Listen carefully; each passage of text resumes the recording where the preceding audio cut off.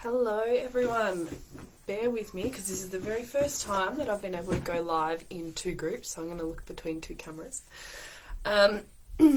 Thanks for joining, and also I just want to say a massive shout out to all the people that were in my Create Your Healthy Weight group that finished up last night. Well done!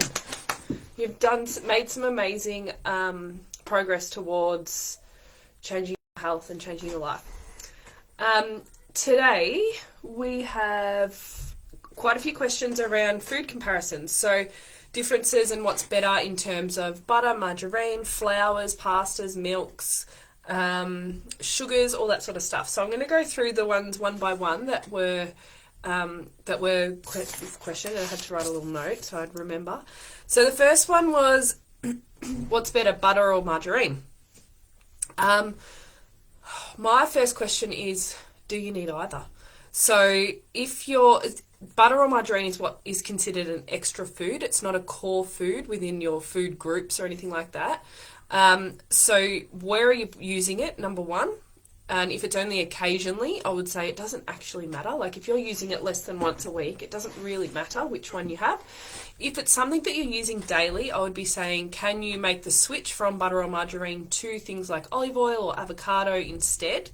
Reason being is you actually get nutrition from, you get omega-3s, and if you're using olive oil and avocado, but you also get fibre if you're using avocado as well. So do you need it? Is it for baking or cooking, or is it for just putting on toast? Because if it's for just putting on toast, is there something else that you can use? In terms of cholesterol levels, this is a tricky one. Again, I would be looking to make the change, but I see a really clear, I have seen, and this is completely anecdotal, but I guess the evidence supports it as well, I've seen changes in people's cholesterol levels when they switch away from butter. No matter, sorry, you can hear the kids in the background. No matter whether they switch away from butter to margarine or to olive oil or to avocado. I don't know, I've read any evidence on that. But if they are changing away from either of those things, from butter to something else, then often the cholesterol level will drop anyway. So I guess it depends on your goal. What are you trying to do? You're trying to improve your health overall. Then I would say, do you need butter or margarine in general, and switch to olive oil or avocado, or even some nut butters. So things like 100% cashew nut or the ABC spread. Oh, my kids have just run in. What are you doing? You're not meant to be in here. Say hello and goodbye. Hello, goodbye. Bye. Okay. I'm working now. Okay. That's enough now, Carter. Bye. Carter. After that, can you get me this? Sure, mate. Goodbye.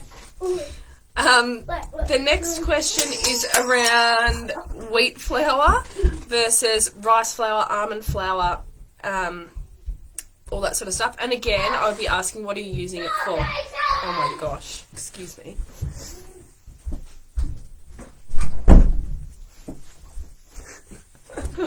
The joys of working from home.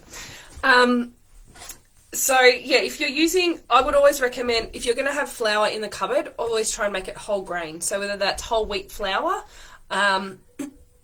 if you are a celiac and you have to use a different type of flour, then whatever you're getting, try and use a whole grain flour. So you can actually get things like quinoa flour as well, or buckwheat flour, which make really good substitutes. They're good, higher in fibre, and also going to be long, because of the fibre content, they're going to be longer lasting energy as well.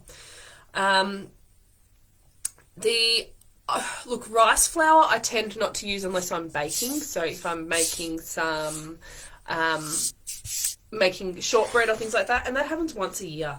And that's got a lot of butter and a lot of sugar and flour in it. So they're a once a year type thing, and that's when I would suggest using those sorts of things. If you, in terms of just having wheat flour in the pantry to make things like we make banana muffins, banana pancakes, so which is a mashed banana, an egg, and then wholemeal flour.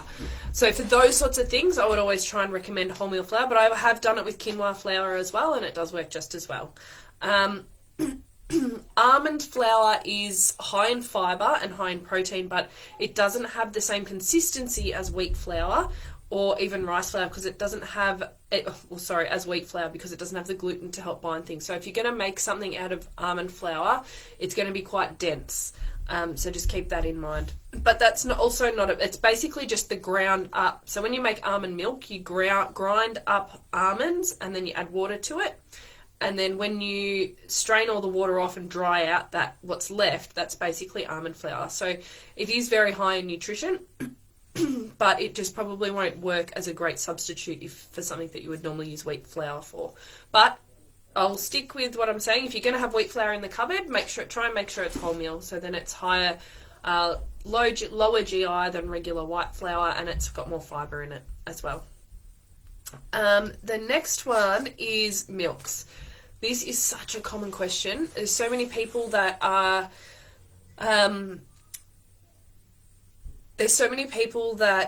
moving away from dairy and cow's milk and those sorts of things. If that is your choice, whatever milk you choose to use, please make sure there's calcium in it, because that is one of the main things that we get out of cow's milk is calcium and also protein. So have a look at the protein comparison between whichever milk you're going to choose, and the calcium comparison. The calcium should have about 120 milligrams per 100 ml of whatever milk that you're having. Excuse me. So soy milk has probably been around the longest, and therefore there's probably the more research put into it. They know what the market works well.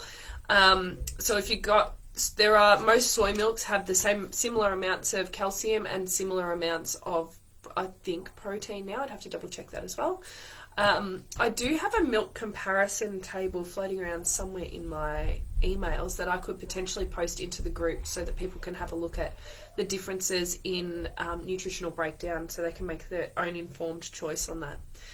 And then the next question was around sugars.